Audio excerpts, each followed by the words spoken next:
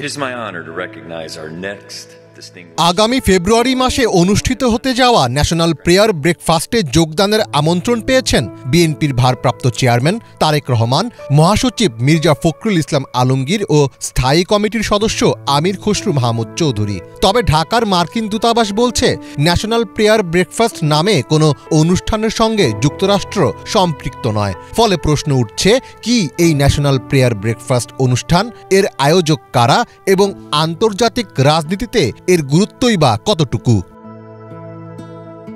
যুক্তরাষ্ট্রের national prayer breakfast অনুষ্ঠানটি আগামী 5 ও 6 ফেব্রুয়ারি ওয়াশিংটন ডিসিতে অনুষ্ঠিত হবে।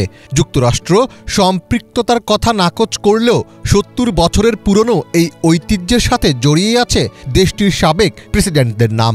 এমনকি মার্কিন এই বার্ষিক অনুষ্ঠানটি প্রথমে প্রেসিডেন্সিয়াল প্রেয়ার ব্রেকফাস্ট নামে পরিচিত ছিল। পরে 1970 সালে এর নামকরণ করা হয় ন্যাশনাল প্রেয়ার ব্রেকফাস্ট। এই বার্ষিক ইভেন্টে প্রার্থনা, রাজনীতি এবং ব্যবসাসহ সমসাময়িক গুরুত্বপূর্ণ বিষয় উঠে আসে। তাই এতে যোগদান মার্কিন প্রেসিডেন্টদের জন্য একটি প্রধান বিষয় হয়ে উঠেছে।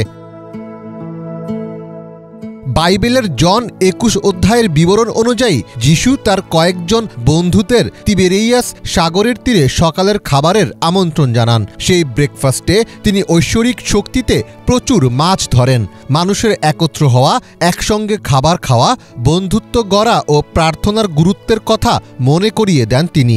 সেই ঘটনা থেকে অনুপ্রেরণা নিয়ে 1935 সালের এপ্রিল মাসে ওয়াশিংটনের সিয়েটেলে 19 জন ব্যবসায়ী এক সংকটময় পরিস্থিতি মোকাবেলায় একত্র হন। এরপর ধীরে ধীরে আরও অনেক ব্রেকফাস্ট দল গড়ে ওঠে। পরে মার্কিন কংগ্রেসের সিনেট এবং হাউস অব রিপ্রেজেন্টেটিভেও এমন ব্রেকফাস্ট দল গঠন করা হয়। 1953 সালে প্রথম মার্কিন প্রেসিডেন্ট হিসেবে ডুইট ডি আইজেনহাওয়ার এই ব্রেকফাস্ট সভায় অংশগ্রহণ করেন এবং পরবর্তী মার্কিন প্রেসিডেন্টরাও তার পদাঙ্ক অনুসরণ করেন। যুক্তরাষ্ট্রের ডেমোক্রেট দলের রাজনীতিবিদদের মধ্যে ন্যাশনাল প্রেয়ার ব্রেকফাস্ট নিয়ে বেশ অনীহা লক্ষ্য করা যায়। 2010 সালে তৎকালীন মার্কিন প্রেসিডেন্ট বারাক ওবামাকে এই অনুষ্ঠানে অংশগ্রহণ করা থেকে বিরত থাকার অনুরোধ জানায় কংগ্রেস নেতাদের একাংশ। তবে ডোনাল্ড ট্রাম্প ক্ষমতায় আসার পর এই আয়োজন আবারও প্রাণ ফিরে পায়। এরপর 2023 সালে প্রেসিডেন্ট জো বাইডেনকে এই আয়োজনের প্রথা ভেঙে দেওয়ার আহ্বান জানায় সমকামীদের গ্রুপসহ বিভিন্ন গোষ্ঠী। ফলে আগামী মেয়াদে ডোনাল্ড ট্রাম্প আবারও ক্ষমতা গ্রহণের সাথে ন্যাশনাল প্রেয়ার ব্রেকফাস্টের তাৎপর্য গভীরভাবে জড়িত বলে মনে করছেন অনেকে।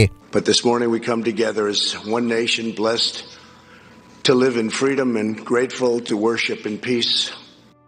এই অনুষ্ঠানে ধর্মীয় নেতাদের পাশাপাশি উচ্চপদস্থ মার্কিন কর্মকর্তা ও গুরুত্বপূর্ণ ব্যক্তিদের আমন্ত্রণ জানানো হয়। এছাড়া বিশ্বের বিভিন্ন দেশের গুরুত্বপূর্ণ রাজনীতিক ও জনপ্রিয় ব্যক্তিত্বদের অনেকেই এই অনুষ্ঠানে উপস্থিত থাকেন। এর আগে এই আয়োজনে এসেছিলেন পাকিস্তানের সাবেক প্রধানমন্ত্রী বেনজির ভুট্টো, তিব্বতের ধর্মীয় নেতা দালাই লামা, যুক্তরাজ্যের সাবেক প্রধানমন্ত্রী টনি ব্লেয়ার ও মাদার তেরেসা সহ অনেক গুরুত্বপূর্ণ ব্যক্তিরা।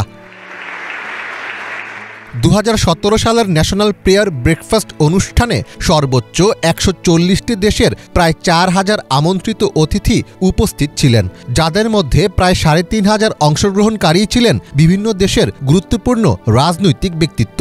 ফলে এই আয়োজনকে আন্তর্জাতিক রাজনীতিতে সম্পর্ক উন্নয়নের জন্য রেডি অপরচুনিটি হিসেবেও উল্লেখ করেন অনেকে।